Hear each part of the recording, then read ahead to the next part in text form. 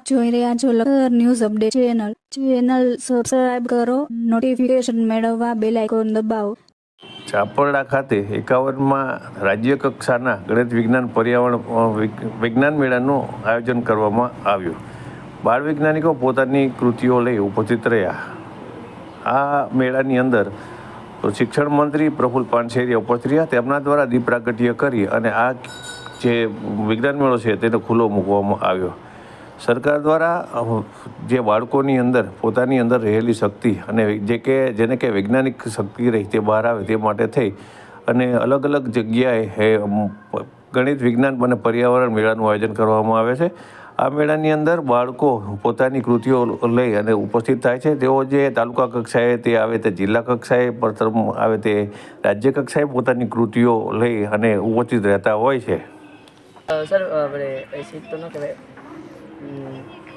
Nitrogen અને જે આશે પાણી આમ જમીન ઉપર આવે તો જમીનને નુકસાન કરે, માટે હવે એ અટકાવવા માટે કોઈ પણ ઇન્ડસ્ટ્રી છે એમાં આવી રીતના દવા થતો હોય તો એ આવી રીતના નુકસાન કરે.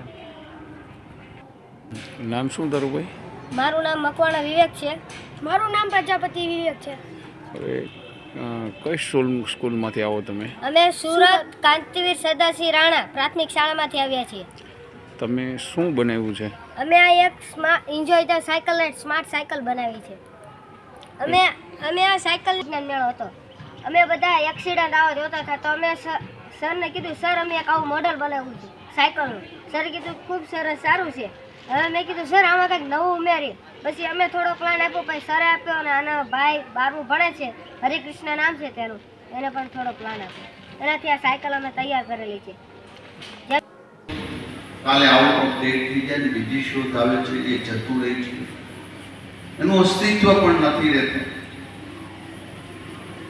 એ ધીરે ધીરે એવી પ્રક્રિયા કે માણસ સુખ માટે માણસ મેળામાં જઈને વૈજ્ઞાનિક બની જવાતું હશે, પરંતુ આ મેળવણ આના મસ્તિષ્કની અંદર એક થોટ પ્રોસેસ ક્રિએટ થઈ ગઈ અને સતત એ વિજ્ઞાનના શોધો અને સંશોધન પ્રત્યેની સતત રુચિ, એના પ્રત્યેનું આકર્ષણ થતું.